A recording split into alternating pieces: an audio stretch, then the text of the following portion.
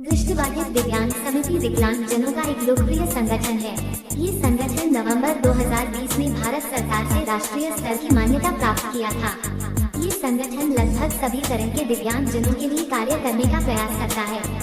ये चैनल संगठन का आधिकारिक YouTube चैनल है, अतः आप सभी इसे सब्सक्राइब करें तथा अधिक से अधिक शेयर करें। अधिक जानकारी के लिए आप हमें इस नंबर पर संपर्क करें 9,19,89,56,510। धन्यवाद।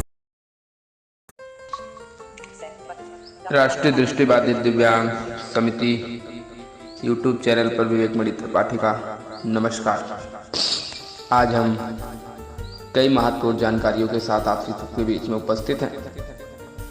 साथियों, जैसा कि आपको पता है कि SSC CGL 2022 जिसमें बम्पर सीट थी और काफ़ी साथियों ने, हमारे दिव्यांगजनों ने पेपर दिया था, बढ़ चढ़ कर इसमें हिस्सा लिया था, जिसका रिजल्ट यानी आज कल ही डिक्लेयर कर दिया गया है। मेंस रिजल्ट भी फाइनली जारी हो गया है। आप लोग, मैंने ग्रुप में भी PDF भेज दिया है, आप साइट से भी PDF को डाउनलोड करके अपना नाम देख सकते हैं। अगर जिन साथियों का नाम होगा उनका PDF में नाम अपना सर्च करिए, अगर होगा तो उसमें होगा।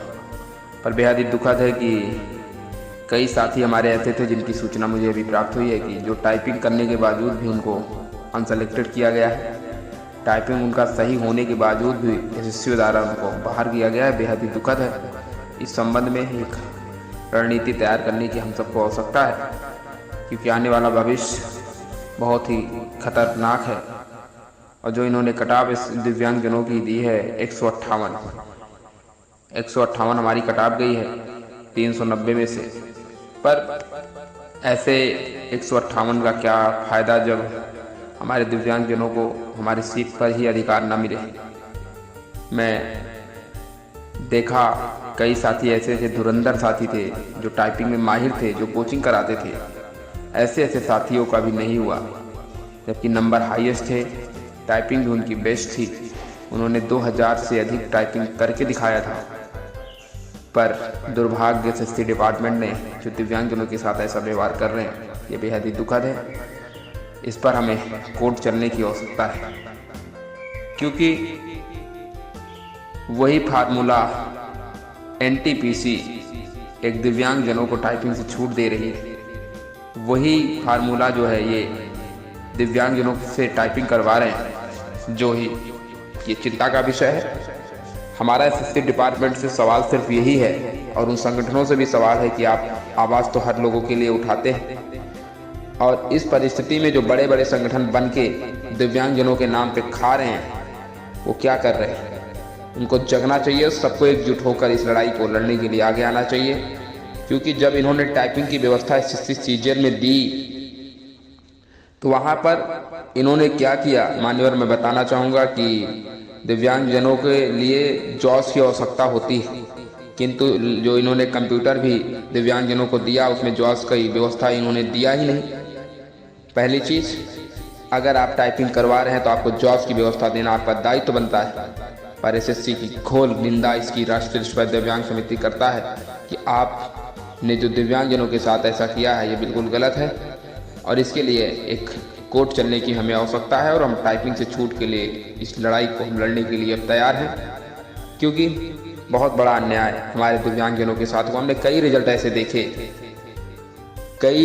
ऐसे देखे जो टाइपिंग में पूरे माहिर थे, किंतु उनको भी बाहर किया गया है। ये चिंता का विषय है। इस पर सभी संगठनों को एकजुट होना चाहिए, चाहे जितने भी बड़े ब्लाइंड पर्सन एसोसिएशन हो, NFB हो, NAB हो, या जितने भी हमारे संगठन हैं, सबको एकजुट होकर इस लड़ाई को आगे लड़ने की आवश्यकता है। क्योंकि आप AICB जो भी संगठन दिव्यांगजनों के लिए काम कर रहे हैं, सबको एकजुट होकर इस लड़ाई को लड़ने के लिए आगे आना चाहिए।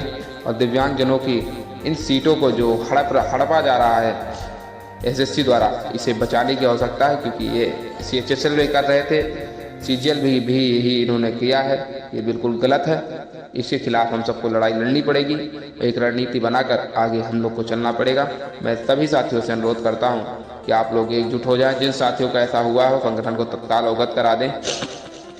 94 54 22 0000 पे कॉल करके हम अवश्य इस पर कुछ ना कुछ करेंगे। साथियों, हमेशा हमारा यही प्रयास रहा है, दिव्यांगजनों के लिए यही प्रयास रहा है कि जो भी इनके हित में फैसले लिए हों हम करें। उसके साथ ही साथ इलाहाबाद डिवीज़न ने रिपोर्टिंग के लिए भी डेट जारी कर दी गई है, जो 31 मई 2023 को रिपोर्ट करना है। तो सभी साथी अपना साइट पे जाके लिंक देखें। रेलवे ग्रुप डी में जिन साथियों का सिलेक्शन हुआ है इलाहाबाद डिवीज़न में, उनको रिपोर्ट करने के लिए बोल दिया गया है 31 मई 2023 तक उन्हें रिपोर्ट करना है। और लखनऊ के जो दिल्ली साथी हैं, दिल्ली के साथी हैं, उनका भी संभवतः जो साथी बचे हुए हैं 18 तारीख तक उन्हें शुभ समाचार मिलने के संकेत दिख रहे हैं। तो आप लोग धैर्य बनाए रखें, बहुत जल्द आप सबके हित में फैसले होंगे। ISSC MTS की साइट नहीं चल रही है NR की, काफ़ी देर से, कल से काफ़ी साथियों का फ़ोन आया, तो चिंता ना करें। अगर आपकी साइट नहीं चल रही, एडमिट कार्ड डाउनलोड नहीं हो रहा, तो उसकी डेट SSC द्वारा चेंज की जाएगी, वो बढ़ाई जाएगी। उसमें आपको चिंता करने की आवश्यकता नहीं है, क्योंकि SSC का वो फॉल्ट है, हमारा फॉल्ट नहीं है। इस संबंध में भी मैं 10 बजे के बाद SSC डिपार्टमेंट से संपर्क करने का भी प्रयास करूंगा। जो भी जानकारी होगी आपको हम ऑडियो के माध्यम से सूचना प्रदान कर देंगे।